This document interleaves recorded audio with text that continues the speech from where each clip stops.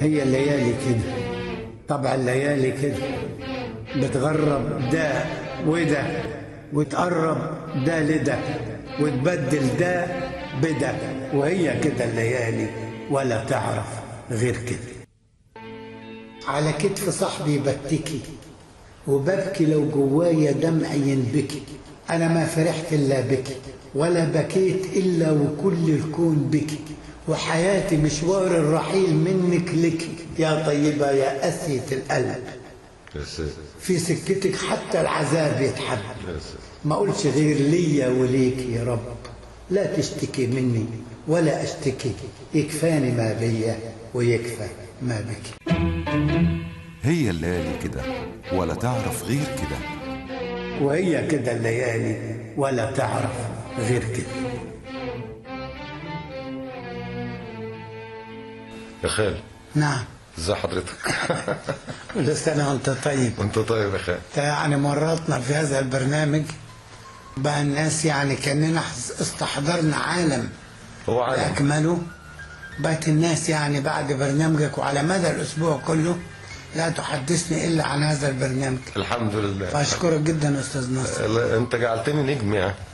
لا والله انت كل يقول لي اللي بتقدمه معانا ناصر شويه. الحمد لله الحمد لله. الحمد لله من فضل الله. ومشوارك الحقيقه هو غني، يعني انا كنت بتكلم مع الاستاذ وجدي الحكيم امبارح، فقال لي انه انت بتتعامل مع قطعه من مصر وقلب مصر، عبد الرحمن الابني. والله كويس اللي بيعرف يقول كده، دول اتعلمهم في الاخر. طيب. لما انا اذكر ايام ما كنا نشتغل يعني كان يعني سيئنا قدامه زي القطيع. فدلوقتي يعني لما الدنيا خلصت راح عبد الحليم وبليغ والموجي وكمال الدنيا ما مرسي جميل عزيز الله يرحمه وكل الناس اللي تعاونت، احمد شفيق كامل ومأمون الشناوي وكل هذه الاسماء القويه والبراقه. فانت عارف ما يقعد على المداود الا شر البر. لا ازاي. فهو سعيد قوي دلوقتي ما قداموش غيري. طبعا.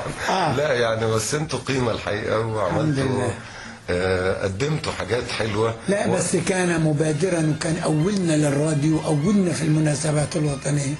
وجد الحكيم يعني عاصر الكثير من مثل هذه الوقائع المهمه جدا. عموما هذا ليس موضوعنا الان. ماشي. احنا موضوعنا الان طبعا احنا خاص بالاستاذ عمار الشريعي. عمار ظاهره كونيه يعني ليست موسيقيه. يعني ظاهره انسانيه وظاهره موسيقيه وظاهره وبشريه زيه زينا، يعني بنتخانق نعور بعض ونقاطع بعض في ال20 سنه وحاجات بالشكل ده. ان هو ذاته يعني في ايده وانا يعني مخلوق لذاتي يعني، ولكن احنا ملتقين على الموهبه. احنا موهبتين يعني. ظلينا في وقت القطيعه يزعل جدا عمار ان احنا اوقات كبيره من عمرنا بتضيع بدون الالتقاء، يعني بدون. هو قال لي كده الحقيقه. الانجاز كان بيقول للناس كلها الحقيقه. يرجع مرجوعنا عمار. انا اول ما سمعت له مها صبري بتقول امسكوا الخشب يا حبايب. فانا هذا اللون من الغناء لا احبه للامانه. فاتخذت جنب كده. فجاه سمعت الايام. ايام بتاع طه حسين. الايام مسلسل الايام. طب ما الراجل ده شغل بتاع اساتذه كبار، يعني بتاع ناس متعلمه، ناس عارفه يعني ايه موسيقى، يعني ايه اللغه الموسيقيه. يعني ما عندناش حد بيوزع كده برضه. ما عندناش حد يحس الاشياء بهذا الشكل. أيوة. بالميلوديات الرائعه دي عامله كده زي عرق العنبر، يعني البكر النقي.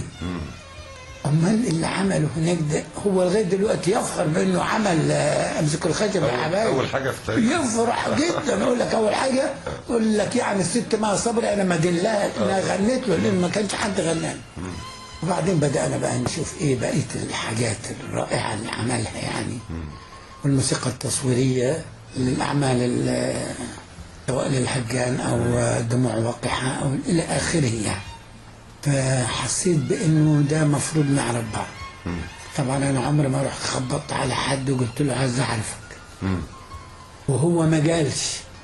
فلينا أصدقاء مشتركين قرروا إنهم يعملوا ليلة يدعو عمار ويدعوني ونلتقي هناك.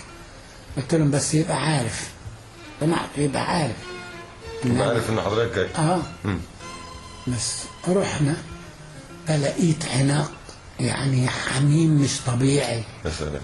واخلي بالك، قال لي أخيرا يعني أخيرا كده يعني عرفنا بعض يعني أخيرا وهكذا يعني إيه وبتاع. سرعان ما إيه الست علوية زكي مخرجة في التلفزيون طبعا كانت بتعمل عبد الله النديم، الله الله، شاعر الثورة العرابية وجدنا احنا الكبير، جدنا كلنا طبعا، إن المناضل اللي ربط الكلمة الشعبية بالنضال الجماهيري. هو راجل مثقف ثقافة عارمة، ولكن لما جاءت الحكاية متصلة بالناس عشان الناس تمشي خلف عرابي قال لك أهل الأوروبا والأطيان عملوا على الأعيان أعيان وابن البلد ماشي غلبان مش لاقي ولا حتى الكسرة وشجع بوجع حالي غلبان. الله الله الله.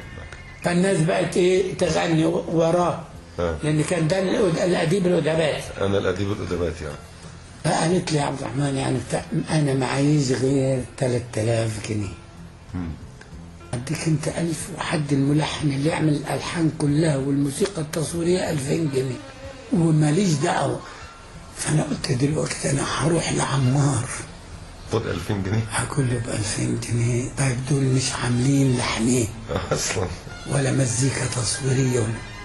كلمت عمار بالتليفون، من يومها بقى ما كلمتوش. قلت له يا عمار إلا أنا لو شغلتك مسلسل ببلاش تشتغل؟ قال لي معاك أشتغل والله. قلت له طب المسلسل عن عبد الله النديم ودي حاجة يعني تشرفنا خالص. يعني هنعمل عبد الله النديم صدقة، هنعمله تحية لعبد الله النديم بس مش لأجل حاجة تانية. والست معاها 3000 جنيه قالت لي أنت 1000 والملحن 2000 وأنا سايب لك ال 3000 جنيه. قال لي لا يا سيدي لا تسيب لي ال 1000 بتاعتك ولا حاجة، أنا ال 2000 كويس أوي. والله. الله الله.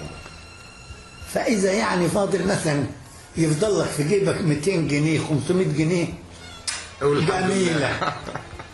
واخد بالك عاوز تاخد قرشاناتي معاك خدهم. يا سلام. على الفرقة وكده يعني برضه هتعملوا ايه صحيح؟ ما في تكلفة، لكن لأن عمار بيعزف أشياء كتير وكده وهو بيعمل والعمل ده أساسه العود. وكان عمار في ذلك الوقت يعني إيه عواد يعني كان يستعمل العود بطريقة مختلفة عن كله. دلوقتي طبعا لو اديت له فيها 250,000 ما يشتغلش. لانه عمل ضره من الالحان. قال لي اكتب بس وتعالى. قلت لها خلاص يا ست علويه عم عمار الشريعه الحق. الست ما صدقتش. رحت قفلت عليا بقى تحدي. فقلت يا لولا دقت ايديكي من طرق بابي طول عمري عاري البدن وانت جلبابي. الله. يلي سهرت الليالي يونسك صوتي متونسة بحس مين يا مصر في غيابي. وهكذا يعني. وبعدين عمار سمع ده منطلق تاني بقى قول الله يفتح عليك. الله الله. قلت له على كتف صاحبي بتكي. هو النديم كان معاه ولد كده ماشي معاه في فترة الهروب ال9 سنوات اللي هربان فيها من الإنجليز والسلطة. هو بيقول على كتف صاحبي بتكي وببكي لو جوايا دمع ينبكي. يا سلام. أنا ما فرحت إلا بكي ولا بكيت إلا وكل الكون بكي. وحياتي مشوار الرحيل منك لك يا طيبة يا قسية القلب. في سكتك حتى العذاب يتحب. ما أقولش غير ليا وليكي رب لا تشتكي مني ولا أشتكي. يكفاني ما بيا ويكفى ما بك. أولا كانت عايزاني أنا ألعب دور النديم. والله. قلت لها ده مستحيل. أنا ما بعرفش أقول إلا كلامي. قالت لي اكتبه أنت وقوله. قلت لها ما بعرفش. أنا ما أعرفش أكون إلا عبد الرحمن الأبنود يعني ما أعرفش أبقى لغاية وقت قريب يعني المسلسل اللي احنا بنعمله بتاع وادي الملوك حسني صالح المخرج قال لي لازم انت تلعب دور الجد الكبير. قلت له ما انفعش، هضحكك. انا بره عبد الرحمن الابنودي ما ينفعش ببصر. هي الليالي كده، طبع الليالي كده، بتغرب ده وده وتقرب ده لده وتبدل ده بده، وهي كده الليالي ولا تعرف غير كده. وهكذا بدأنا نسرسب الأغنيات وهو يصوت، واخد بالك، وهو يسمع اغنيه ويكمل. لا ما بيلحنش. انا مشيت بتسجل له بقى الاغاني؟ ما فيش تاني. بنسجله من تاني يوم. قال لي تعال، ورحت سمعت العجب العجاب اللي هو عامله والبساطه المتناهيه والعمق. يعني انا بقرا ان الحان النديم وفيما بعد طبعا ابو العلا البشري لما نوصل له من اكثر الالحان توافقا مع كلامي صدقا. مش مع الكلام، هو دايما يلحن كلامي كويس، مع الوسط النفسي للكلام.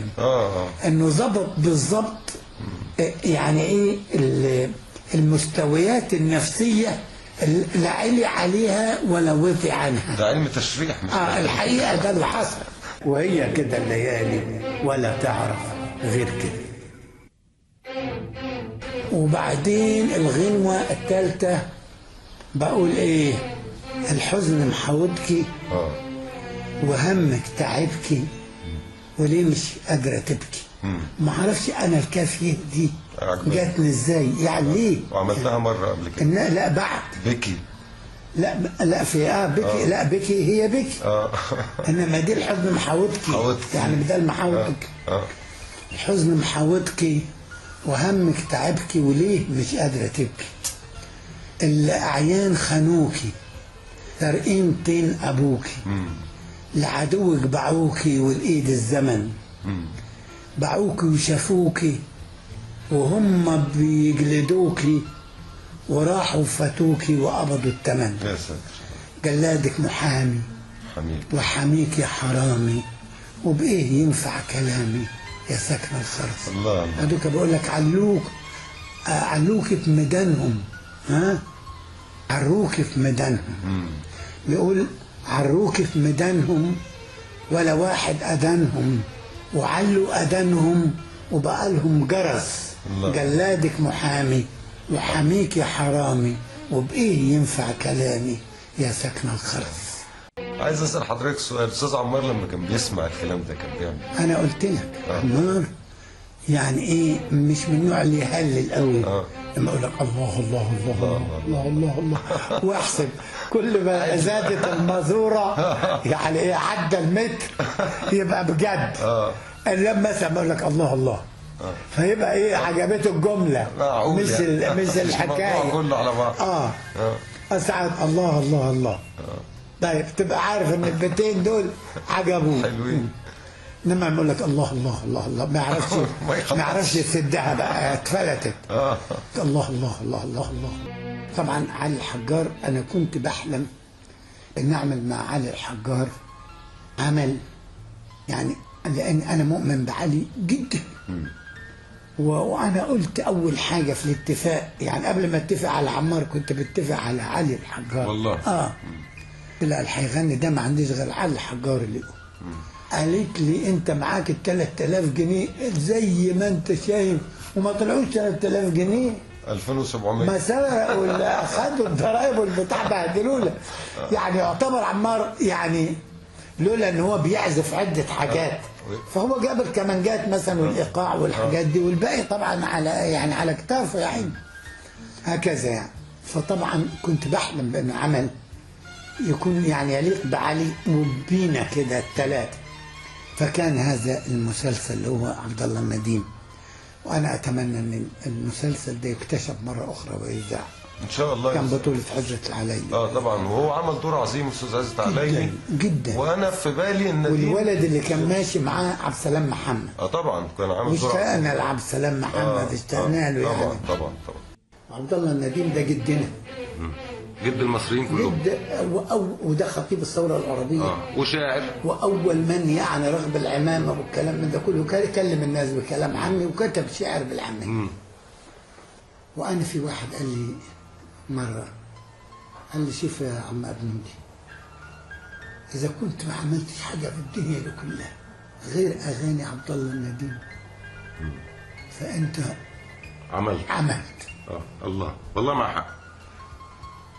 وقال لي علي الحجار مش هيغني زي كده تاني غناء وطني، ولا في غناء وطني زي ده اصلا. صادق، كان في صدق الحقيقة. وكان اول علاقتي بعمار، فكان كل منا يجتهد يعني. وهي كده الليالي ولا تعرف غير كده. منهم غنوة مغنيها كمان جمال اسماعيل في نفس مسلسل في النديم. يعني ايه، يقول لك يا عم وفي كفر الدوار طلعوا الاحرار زي الحطب مسكاها النار حالف لايقيت. الله لو شفتهم يوم ما الزعابيط غلبوا البرانيط الفلاحين طلعوا من الغيط قاصدين العيد. الله. براءة صوت الريح ابو حس فصيح. يا عم اصوات المجاريح بتودي بعيد. ابن البلد ابو جيف فاضي قال مش راضي ان كان ما فيش عدل يا قاضي موتني شهيد. هكذا يعني. واخدته الاستاذ جمال اسماعيل. جمال اسماعيل يا عيني. طبعا هو ايه يعني رصين. وعمار عامل له لحن بتاع مظاهرات طالع عشان الناس تطلع تغني وراه في الشوارع وكده. وهي كده الليالي ولا تعرف غير كده. وطبعا هناك اغنيات انا اعتبر ان هنا في النديم اجمل غنوه كتبتها في حياتي. وما تفتكرش ان ده مبالغه، انا هقولها لك، اسمها الحلم. بيقول حلمت ان سمعت دقه بابي، قمت وفتحت لقيته صاحبي عرابي جاي لي في قلب الليل ومنور القنديل يقول لي قوم اغسل عينيك وغير الهدوم وانفض الهموم، زي عبد الله تكون نديم وانت مالكش نديم. وفي المنام لقيتني وياه في الخيام بيوزع الفصايل وبيرسل الرسايل، وبدون ما اكتب خطابي خطبت في جيش عرابي فليسقط المستعمر والسمسار والمرابي، عرش السلطان تصدع والمستعمر بيركع، وشفت مصر بتطلع من المدالة مصر وزي الأرض تسطع على الأرض سيرة مصر. وفي وسط ما أنا بحلم سمعت دقة باب، أنا قلت صاحبي وردة الأحباب، قمت أحضنه ما لقيتش غير الريح والبرد والضباب والوحدة والعذاب وضاع عليها الحلم. الله يفتح عليكم الحقيقة، أمتعتونا بهذا العمل. الله يكرمك. والله. فده عمار يعني اما هتسمع الالحان تحس كانه كتبوا لحن. ده اللي انا بعنيه بالوسطيه النفسيه، ان الملحن يقبض بالظبط على مشاعر الشاعر ودرجات تونات. حضرتك الكلام اللي بتقوله ده بالظبط انا قلت للاستاذ عمار، انا اشعر احيانا ان انت اللي كاتب الكلام. ساعات لما بيبقى ملتصق بالكلام ومش مجهد، يعني مش عامله هو ملخوم في اعمال اخرى، مش مجهد متفرغ له. بيبقى انت تحس انت الشاعر تحس بالغربه وانت يا سلام وانت بتسمع تحس ان عمار. يعني هكذا يعني. الله. وزي ما اتكلمنا عن غنوة المقدمة يا لولا دقت ايديكي من طرق بابي، وانا دائما استشعر ان دي امي. نعم يعني طبعا يعني كلنا اعتقد كلكم تستشعروا هذا يعني. كلنا. لكن كانت غنوة الختام فيها رحلة عبد الله النديم راحل من تاني راحل والشقة اللي لا شافه. وهو راحل بقى منفي بقى للأستانة وكده بقى. فبيقول راحل من تاني راحل تردني السواحل. يا سلام. فايت قلبي في حاراتك، فايت صوتي في سكاتك وخضرتي في نباتك يا مصر وتاني راحل. الله. وكل منزل بلد بنزلها بالجسد، لكن القلب راحل له في السواحل ساحل في غيرك من وجد. سايب قلبي في حاراتك، فايت صوتي في سكاتك وخضرتي في نباتك يا مصر وتني راحل. بتحب هذا الوطن قوي يا خال. يعني أكبر حد حبيته وصاحبته هو وطني. بصراحة وطني هو اللي علمني أحب أمي، وعلمني أحبك، وأحب أصحابي، وأحب العمل، وأحب الشعر. كل ده إلهامات الوطن. إن لم تكن متعلق بفكرة أساسية اسمها الوطن في بلادك، صدقني تبقى في الهوى. تبقى كل اللي بتقوله يعني ممكن يبقى كلام حلو، ممكن يبقى كيمياء، ممكن يبقى يعني أي كلام يتقال والناس تمصمص وتقول الله، بس بعد دقيقة ما يبقاش موجود، يخلص. طبعا. إنما الاستناد على جدار الوطن ده يعني فضل من عند الله أن تنبهنا إليه في فترة مبكرة، وإحنا جيل طلع في حرب، يعني فتحت عينينا الشعرية على حرب 56 على العدوان الثلاثي، ومن ساعتها واحنا ماشيين زي ما انت شايف.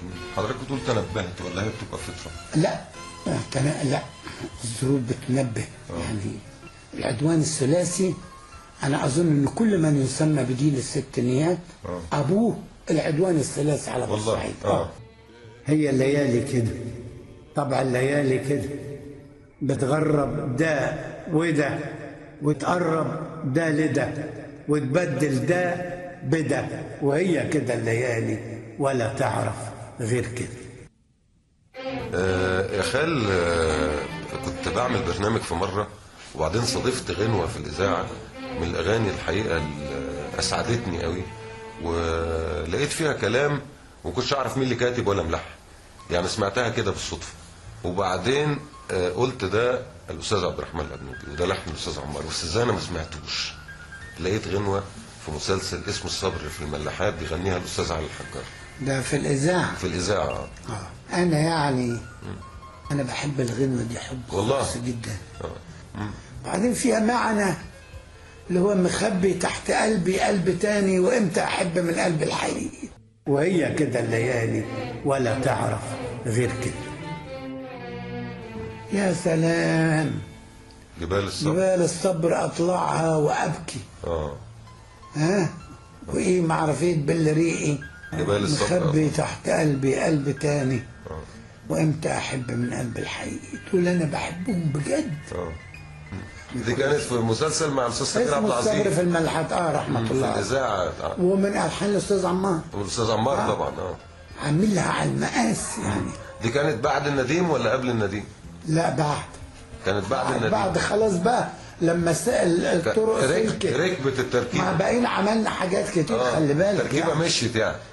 خلاص بقينا عارفين يعني، وهي كده الليالي ولا تعرف غير كده. أعزائي المستمعين، ونواصل في الحلقة القادمة المشوار مع الخال عبد الرحمن الأبنودي، ونواصل حكايات الخال في هي الليالي كده. حكايات الخال عبد الرحمن الأبنودي.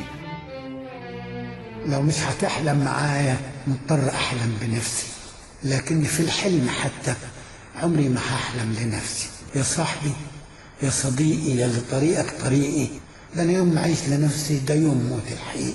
هي الليالي كده، طبعا الليالي كده بتغرب ده وده، وتقرب ده لده، وتبدل ده بده، وهي كده الليالي ولا تعرف غير كده.